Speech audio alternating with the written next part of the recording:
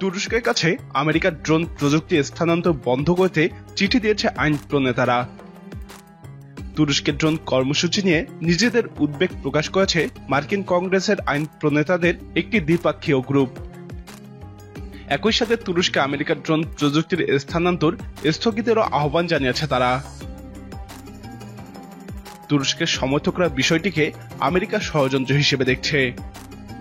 একই সাথে তুরস্কের বিরুদ্ধে আমেরিকার আর কোনো ব্যবস্থা নেওয়ার উপায় নেই বলেও মনে করেন তারা। মার্কিন পররাষ্ট্রমন্ত্রী অ্যান্টনিও ব্লিংকেনকে লেখা এক চিঠিতে 7 জন কংগ্রেস সদস্য এই আবেদন জানান। কয়েকদিন আগে লেখা ওই চিঠিতে বলা হয়েছে, তুরস্কের কমব্যাট ড্রোন প্রোগ্রাম বিশ্বের বিভিন্ন অঞ্চলকে অস্থিতিশীল করে তুলেছে। একই সাথে আমেরিকার স্বার্থ মিত্র এবং অংশীদারদের হুমকির মধ্যে ফেলে দিয়েছে। তারা এ বিষয়ে তাদের শঙ্কার কথা তুলে ধরেন। গত বছরে আজারবাইজান আর্মেনিয়ার মধ্যে সংঘর্ষের সময় নাগোর্নো কারাবাখ অঞ্চলে এবং সিরিয়া ও লিবিয়ার গৃহযুদ্ধে তুর্কি ড্রোন ব্যবহারের বিষয়টি ছিল মার্কিন আইন প্রণেতাদের উদ্বেগের মূল কেন্দ্রবিন্দু।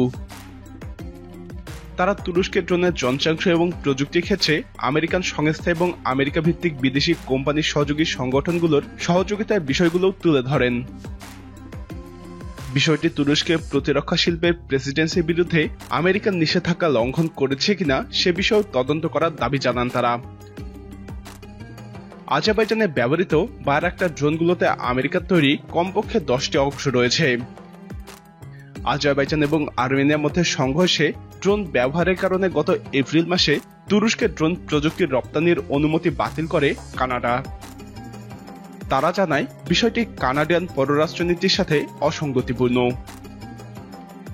বিশ্লেষকরা বলছেন, তুর্কি ড্রোনের উপর নিষেধাজ্ঞা মূলত তুরস্কের নিজস্ব সামরিক পদক্ষেপের সাথে সম্পর্কিত।